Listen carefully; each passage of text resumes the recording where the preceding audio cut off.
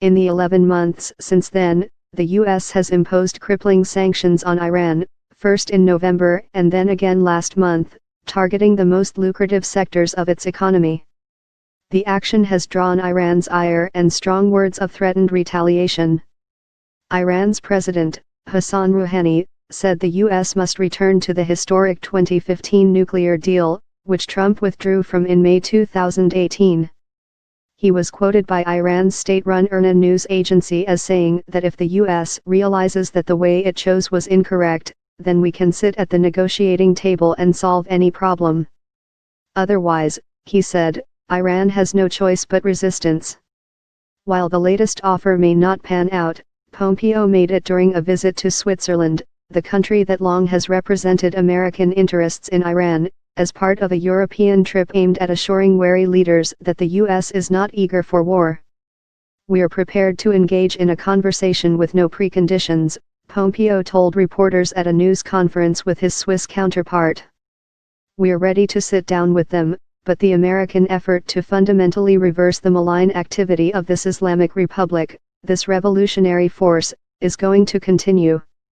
Iran's foreign minister dismissed Trump's invitation for Iranian officials to contact him about possible talks. "It's not very likely because talking is the continuation of the process of pressure. He is imposing pressure. This may work in a real estate market. It does not work in dealing with Iran," Javad Zarif told ABC's This Week.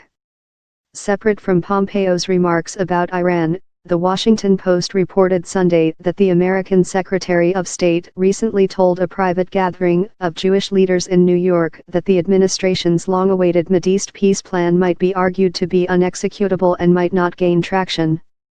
Citing an audio recording of the remarks delivered Tuesday, the Post reported that Pompeo expressed his hope that the peace deal isn't simply dismissed out of hand.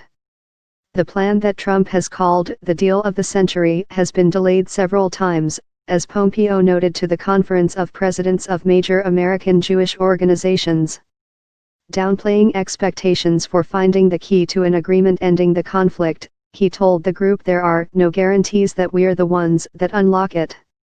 In Switzerland, Pompeo's meeting with Foreign Minister Ignazio Cassis in the southern Swiss town of Bellinzona came amid concerns about the potential for escalation and miscalculation with Iran, a situation that has many in Europe and the Middle East on edge. Cassis, whose country has been an intermediary between the two before, made no secret of that nervousness. "The situation is very tense. We are fully aware, both parties are fully aware, of this tension.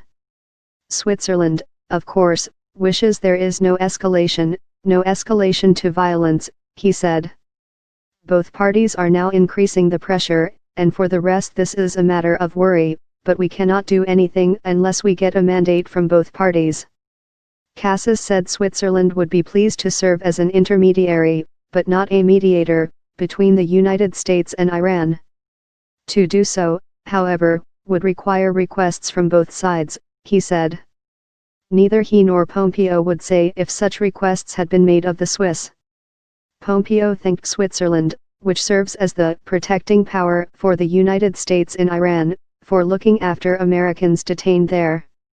Trump administration officials have suggested they would look positively at any move to release at least 5 American citizens and at least 2 permanent U.S. residents currently imprisoned in Iran.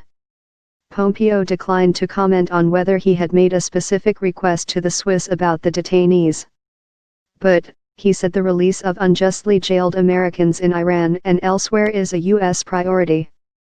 Pompeo was in Switzerland on the second leg after Germany of a 4-nation tour of Europe in which he is both trying to calm nerves and stressing that the U.S. will defend itself and not relent in raising pressure on Iran with economic sanctions. Despite the firm stance, Trump has signaled a willingness to talk with Iran's leadership. Iranian officials have hinted at the possibility but also insisted they will not be bulled. The U.S. is sending hundreds of additional troops to the region after blaming Iran and Iranian proxies for recent sabotage to tankers in the Persian Gulf and drone attacks on Saudi Arabia's oil infrastructure.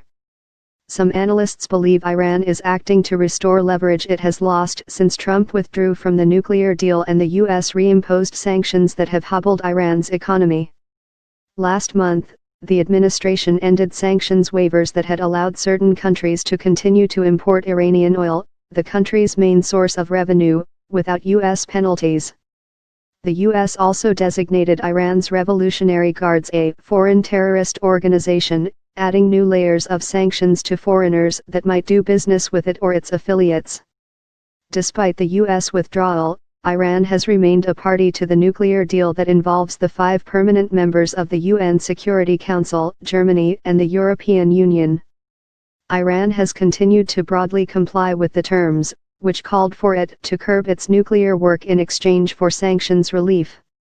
On Friday, however, the United Nations nuclear watchdog reported that Iran may be in violation of limits on the number of advanced centrifuges it can use.